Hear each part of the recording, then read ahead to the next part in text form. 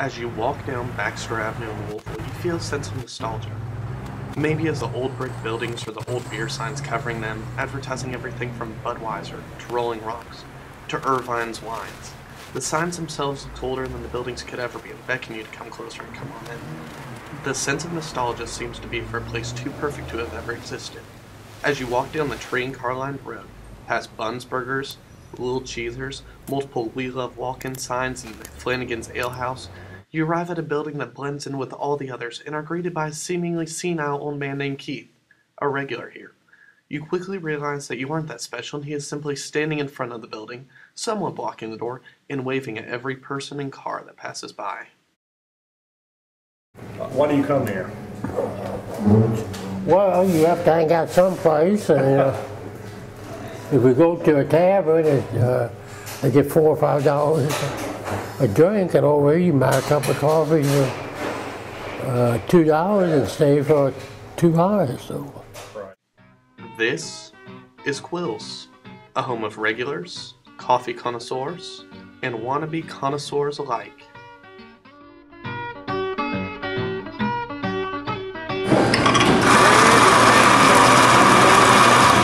Well, Quill's definitely has the best coffee in the city. I mean, all the people here are like super like coffee nerds, and they're way into what they do. They definitely like think about it all the time. Almost like a mad scientist in the precision that they try to take in terms to their approach of brewing.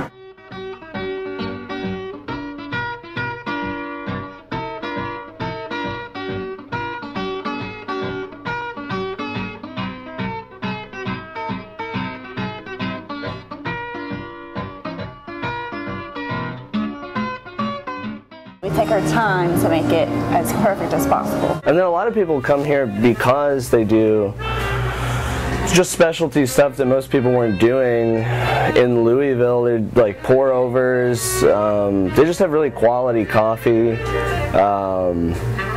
It was mostly things like Intelligentsia and these other really kind of like well-known, like kind of sexy coffee places were doing.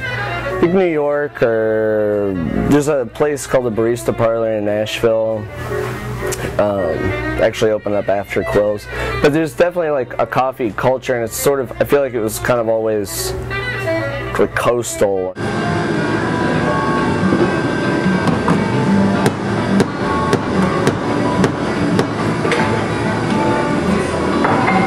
I have a mocha ready. And we definitely have customers that come in and want to have the conversations with us on anything from brew methods to latte art to where we get our beans from. So yeah, I think it's an ongoing educational thing with customer and barista. So it's good, yeah. I mean, every single part of the process is really important, but I feel like they're kind of more concerned with like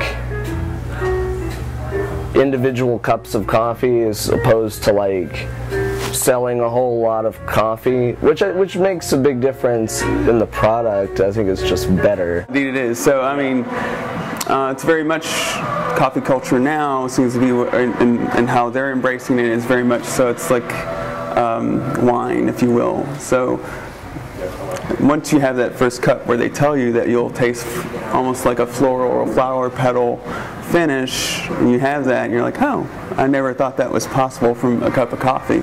I'm half-fed down here. I'm half-fed down here. Why would someone come here versus like a Starbucks or a Heine Brothers or a place like that? Well, I had a little run-in. I used to go to Starbucks down the street, and they said I argued too much with the employees. So I said, well, okay. I just walked down the street here about a year ago. I feel like Intelligentsia is probably the one that people sort of associate with being like kind of like the cream of the crop. Like, it's people that are just like hardcore about coffee. I mean, you know. But yeah, I mean, I think it's just definitely the best cup of coffee in town. Down here in a